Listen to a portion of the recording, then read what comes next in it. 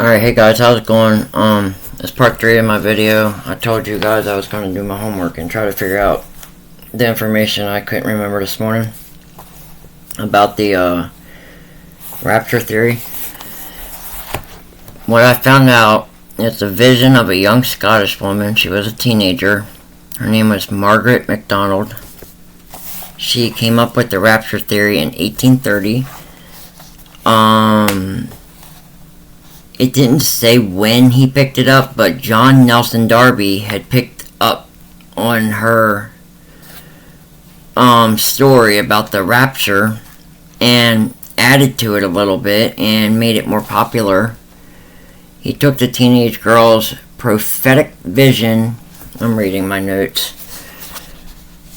and developed it into a systematic theology called dispensationalism, which includes concept of pre-tribulation, a two-part system where basically people disappear before the 7-year tribulation and trial. But if you use your own brain, like the brain God gave you, you would know that tribulation means trial. So why would anybody disappear before the trial to go up to heaven? You know, the devil screwed up way back in the first earth age. There's 3 earth ages.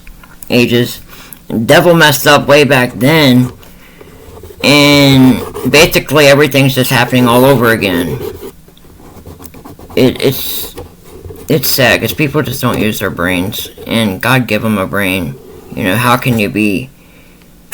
Basically what I was trying to get at is the devil was already in heaven in the first earth age. We all were, you know, in our flesh body, not our flesh bodies, I'm sorry, I'm getting ahead of myself, in our spiritual bodies, right? And the devil wanted to be God, so he wanted to basically sit in God's throne. That's why he's going to sit in his throne when he comes back.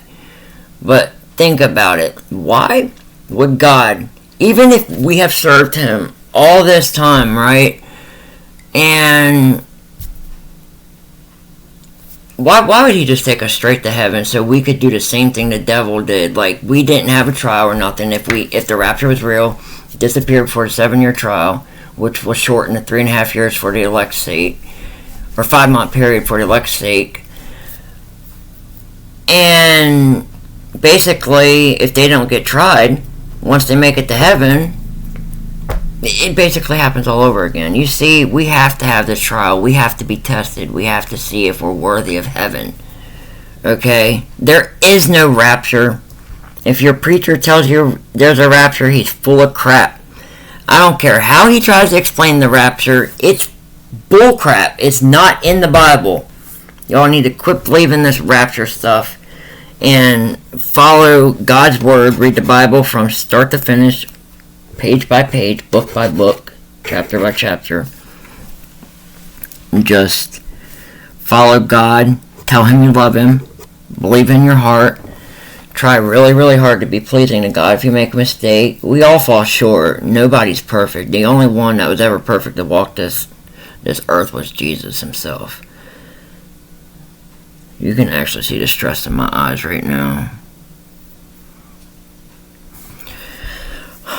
I got my own personal issues, but I'm not gonna put that on here. That's for me to worry about. We all have our issues, you know. But I serve God, and I'm happy.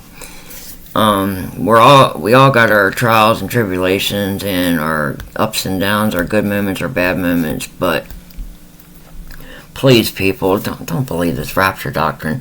There was this one preacher on here that he's like, the rapture is real and blah blah blah. He's like, I'm going to prove it.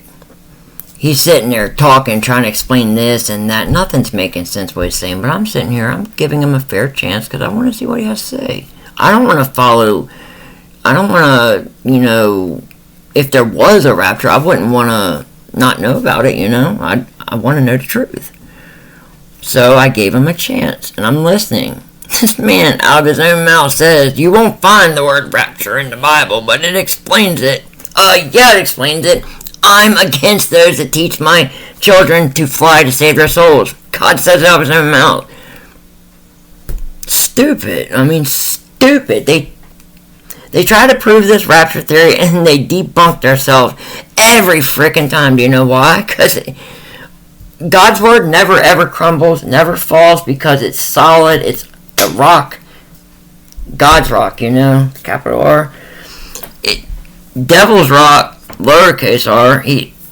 Everything crumbles. Why? Because, lies crumble eventually. Truth always prevails. Truth always prevails. Yes, the evil might get ahead a little bit, or might seem, but guess what? God's got their number. He knows where they live, and he's taking it down. Their time will come, and all I can say is I wouldn't want to be them when God pours out that cup of wrath. This cup of wrath is filling and filling and filling, and every time someone does something wrong, God's anger fills a little bit. All right, it's not a real cup, but just pretend there's a cup, okay? Every time you do something wrong, a drop of water gets dropped in, okay? One little raindrop or a teardrop. Well, this cup is overflowing right now, okay? And it's like, huge, huge, huge cup. But basically, Jesus himself, before he got hung on a cross, got on his hands and knees, prayed, Father, please, is there some other way that we can, get these people's attention without having to pour out the cup of your wrath on them? That's the one prayer that I know of that God did not answer, that his son prayed. Every prayer Jesus prayed, I'm pretty sure God answered them, happily answered them. But that's the one prayer he said, no, son. No. It's the only way.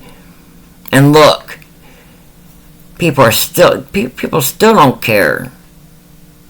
Jesus begged God not to do it.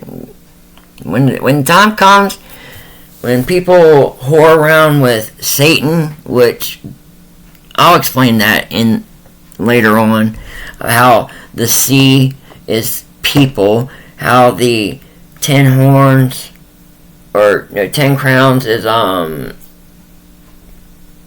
different earthly kings and stuff. I'll explain the rapture. Not the rapture, the Revelation book when I'm done, but yeah, this was part 3. Thank you guys. Have a good day.